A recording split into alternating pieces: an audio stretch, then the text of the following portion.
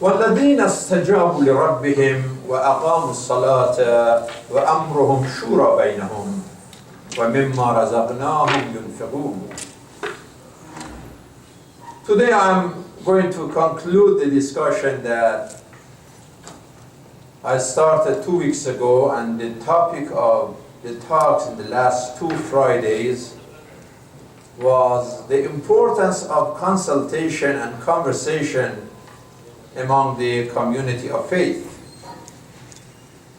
And we concluded that the best road of reformation and reconciliation and transformation in any society is consultation, shura.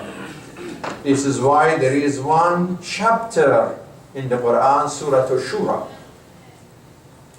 In Arabic language, when we say shara al-asal, shara, coming from shura, ashur, it is to get the honey from the beehive of the depth of beehive. When you get the honey, the asal out, in Arabic they say shara al-asal. They got it. And the same way about al-mashwara, when you get the honey of good ideas from the hive of good brains. If the brains are like beehives, and then you do the mashwara, you get the asal musaffa, the pure honey from beehive of the brains. This is a similarity. Now, in Surah Al-Shura, Allah talks about qualities of al-mu'minun. Who are the mu'minun?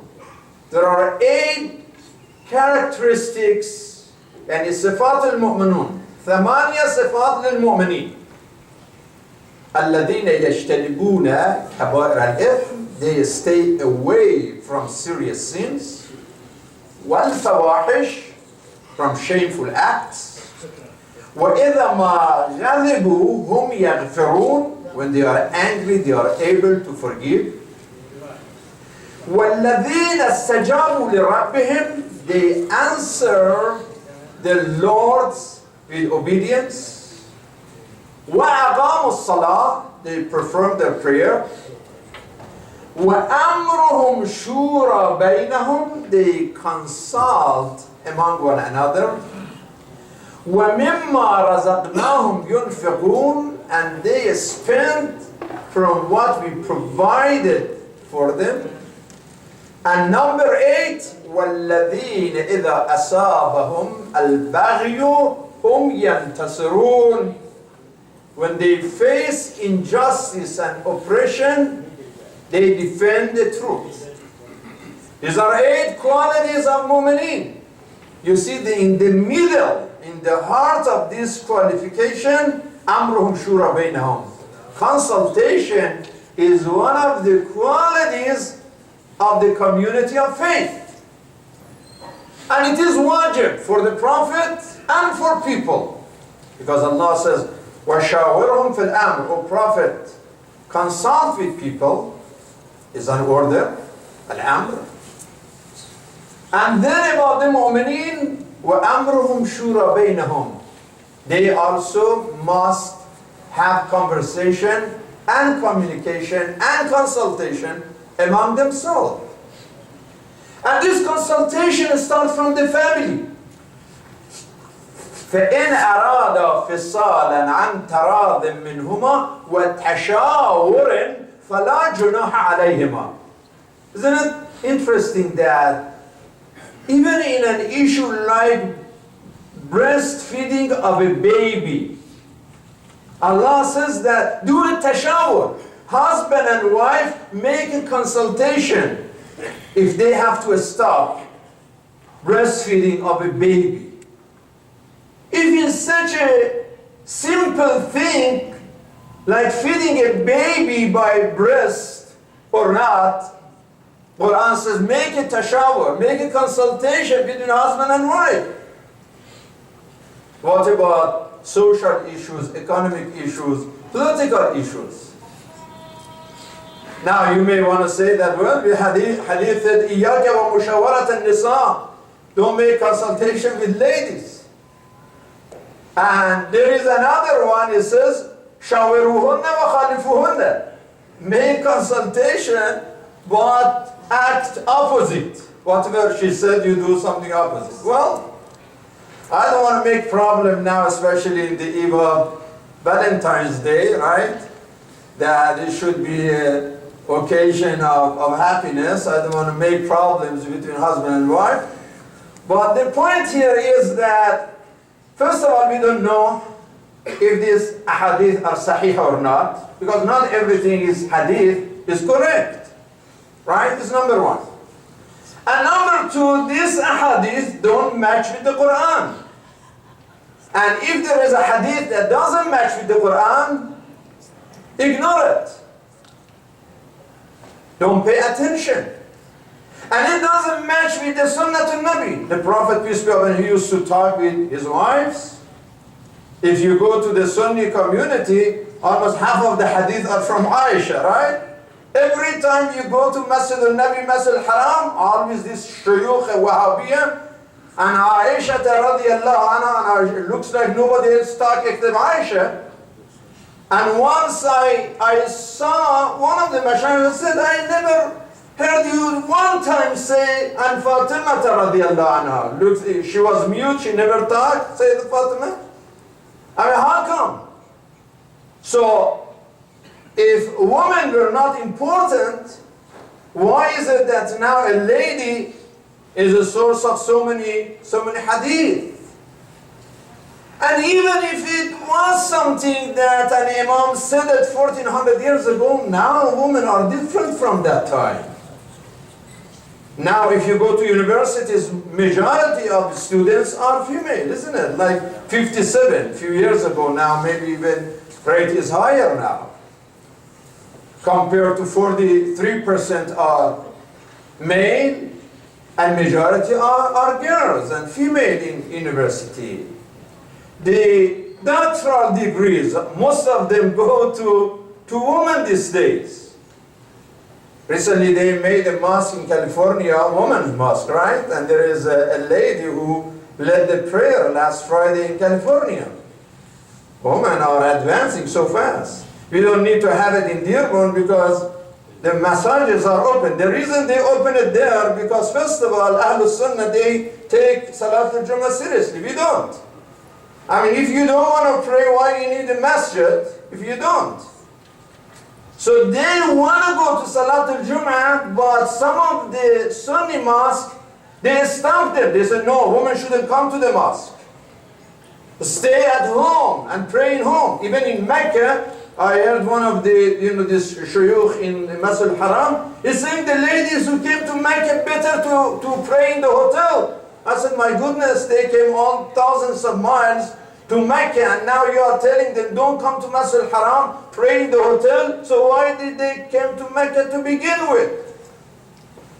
So they have their, women mosque in California because women want to go to Friday prayer.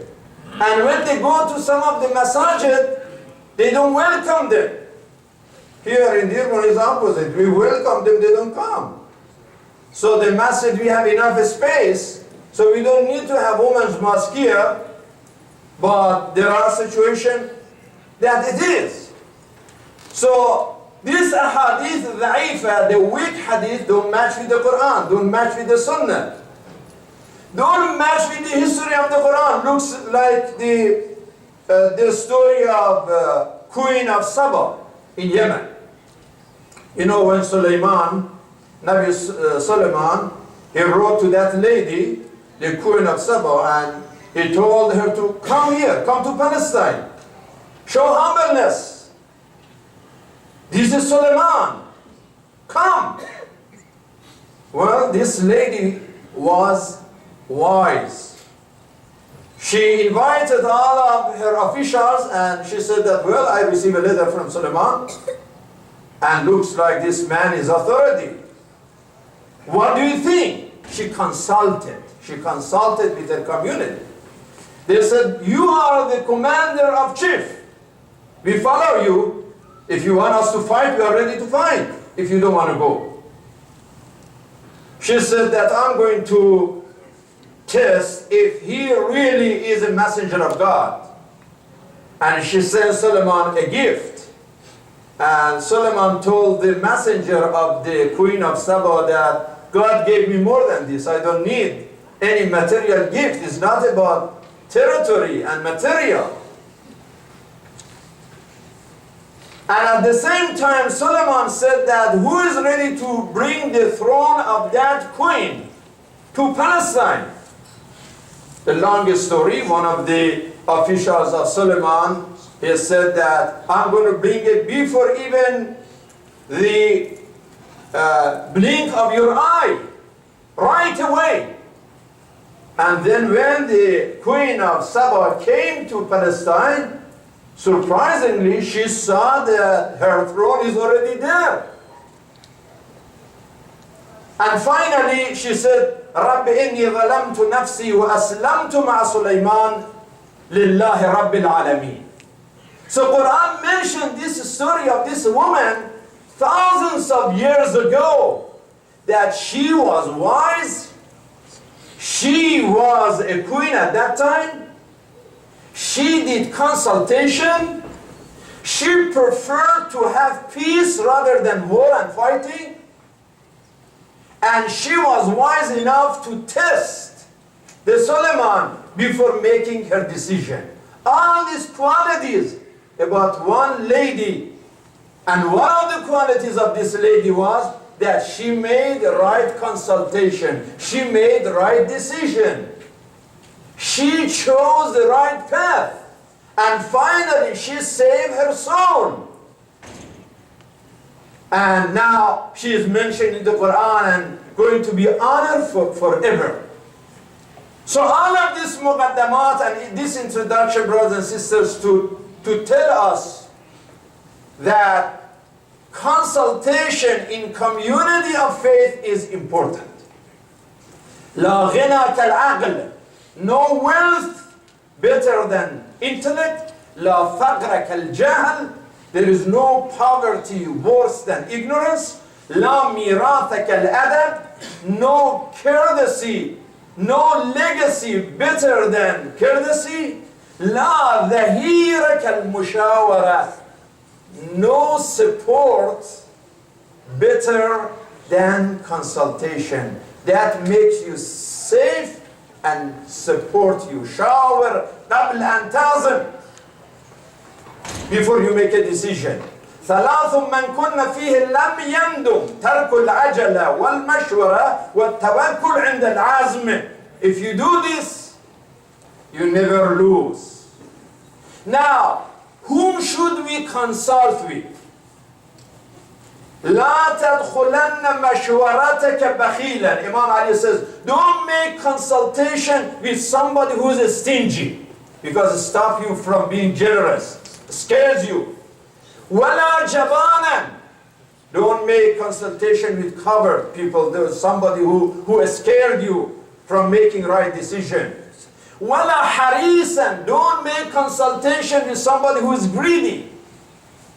ولا تشاور أحمقا. Somebody who is foolish, he cannot contribute. Why you consult with somebody who doesn't have even brain? ولا تستعن بكذاب. Don't consult with a liar, that he lies to you or she lies to you. ولا تشر على المستبد برأيه. Somebody who doesn't believe in democracy and want to do dictatorship, you don't want to consult with such a person either. So whom should we consult with? Subhanallah, we have Ahlul Bayt, we have this ocean of wisdom. I wish we learned from these imams and from this school of thought. He says, شاور في حديثك الذين يخافون الله. Make consultation with those who have fear of God in their heart. شاور ذوي الألباب, with people of intellect, those who have mind. خير ما شاورت ذو النهى والعلم وأولي الألباب والحازم. People of determination. Yeah. People of determination. People of knowledge. People of wisdom. Go and do consultation with them. Not with the foolish guys and scary that always already discourage you from any improvement and from any advancement.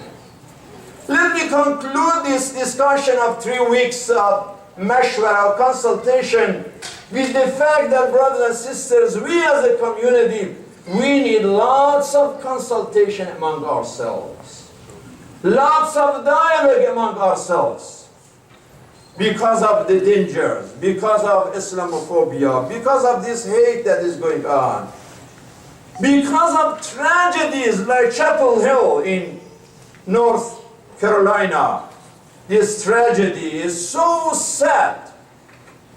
It is so heartbreaking.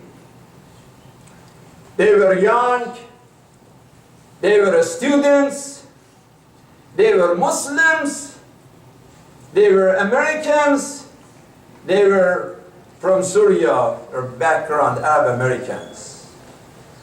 And when you imagine that, what if these couples, Via and Yusur, his wife, who just married last December, were your son and your daughter. And then Yusur's sister, Raza.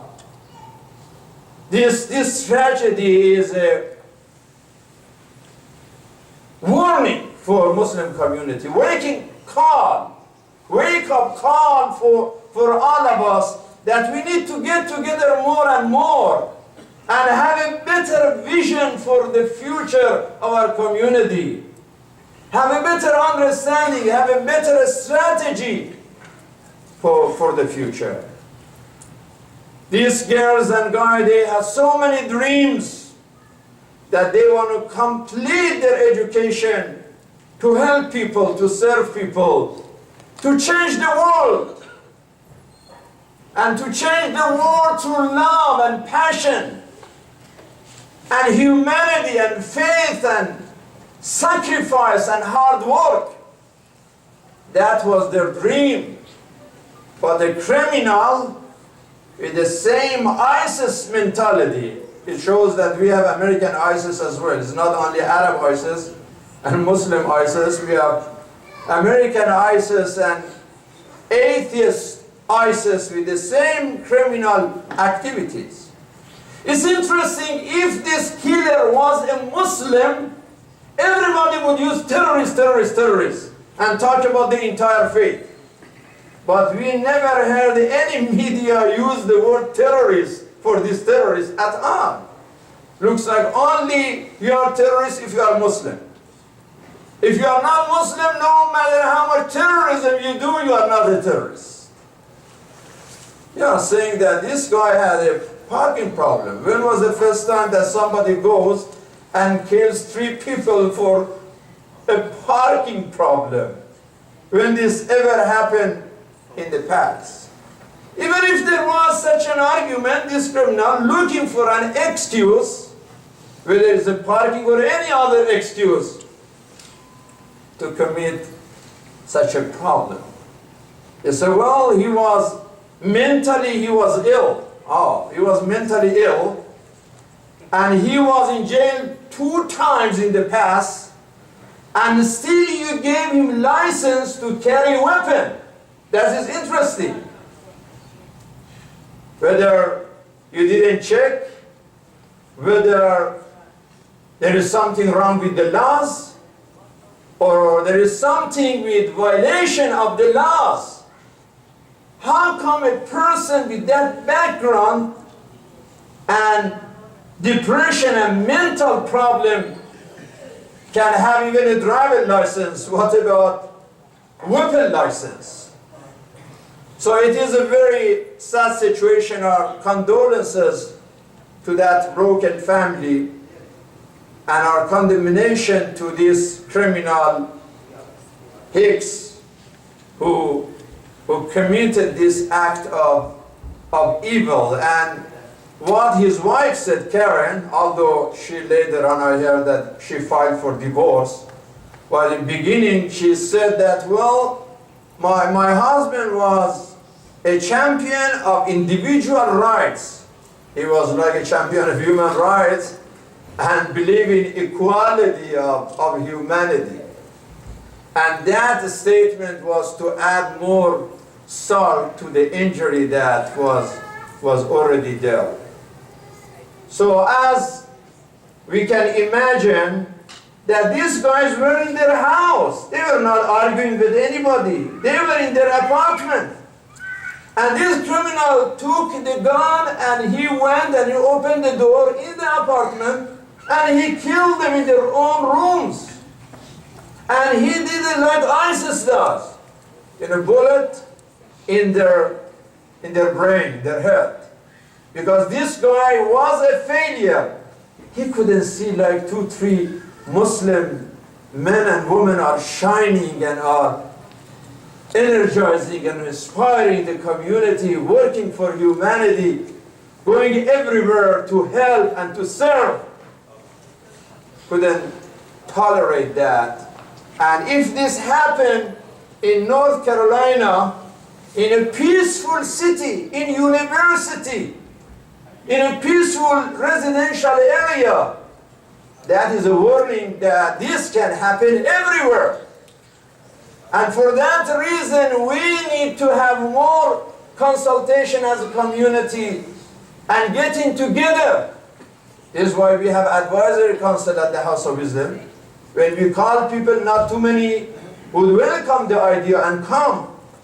But it is serious. How many times we should emphasize on the seriousness of this subject, that yes, the Syrian people, poor people, they are targeted by ISIS over there, and then this happened here by some American ISIS that have the same sick mentality.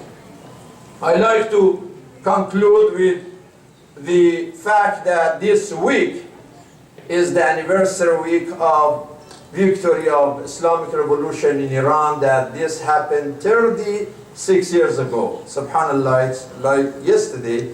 I was one of those millions of people on the streets of Tehran demonstrating against Shah and welcoming Imam Khomeini to Iran and waiting for him in the University of Tehran.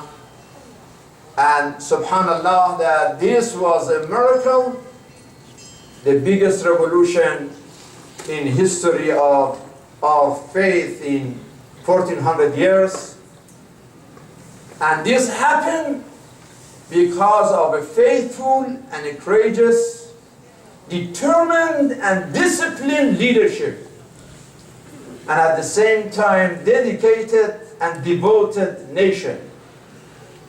When you have a consistent leader and a committed nation and a strong faith, this is the result. What happened 36 years ago, and I was invited in Washington, I was there yesterday, there was a reception in Washington, D.C. on the anniversary of this revolution on Wednesday night. And I said it over there that the point about this movement of 36 years ago in 1979, subhanAllah, it's getting old now, 1979, it was a call against terrorism, against tyranny, and it was a path for peace and prosperity. It's interesting that always the leaders of this movement, they came to Washington, D.C. Remember when President Khatami came and he called for dialogue, consultation among the cultures and nations and countries in the world. So always the call for dialogue and consultation came through the children of that revolution. And even over there, Imam, during the revolution, he said that you cannot attack the soldiers of Shah. He said, give them flowers instead of firing at the soldiers. And that was one point that people used to welcome even the soldiers who were attacking them, and welcoming them with love and with flower and saying, you are our children. Is opposite of what is happening in Iraq and Syria, that these criminals, they attack and they burn and they behead the soldiers of their own country. Obviously, they are not their own country, they are coming from other countries. They don't care about that country and that nation. But the result is that the revolution that starts from giving flowers to the soldiers, the result is a call for dialogue among civilizations and cultures and nations. But a revolution like the Taliban and ISIS and Qaeda criminals that start with beheading and barbarism and burning innocent, the result is just embarrassment for Islam and making more and more Islamophobia and more hate for our faith and for our people. Why? Because that revolution started from saying, قال الله, قال رسول الله, قال الباقر وقال الصادق. But in this movement, they say, قال Ibn Taymiyyah. What Ibn Taymiyyah? You forgot Allah, and you forgot Rasulullah, and you follow Ibn Taymiyyah, an extremist whose crazy ideas became the foundation of Wahhabism in Saudi Arabia. So brothers and sisters, yes, we as a community need to amruhum shura bainahum, to have more understanding and more conversation, more consultation. This is not an option. This is an order. وَشَاوِرْهُمْ.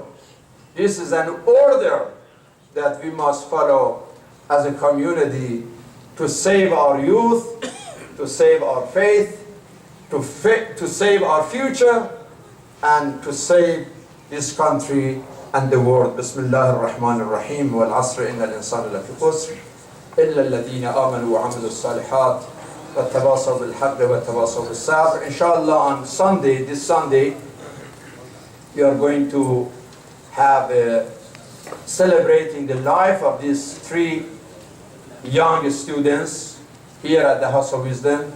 And I'd like to invite everyone, and please invite everyone. Let us have a demonstration of solidarity with the families of the victims and condemnation of this crime this Sunday at 11 a.m. inshallah. وإلى الصلاة إن الصلاة تنهى عن الفحشاء والمنكر والسلام عليكم ورحمة الله.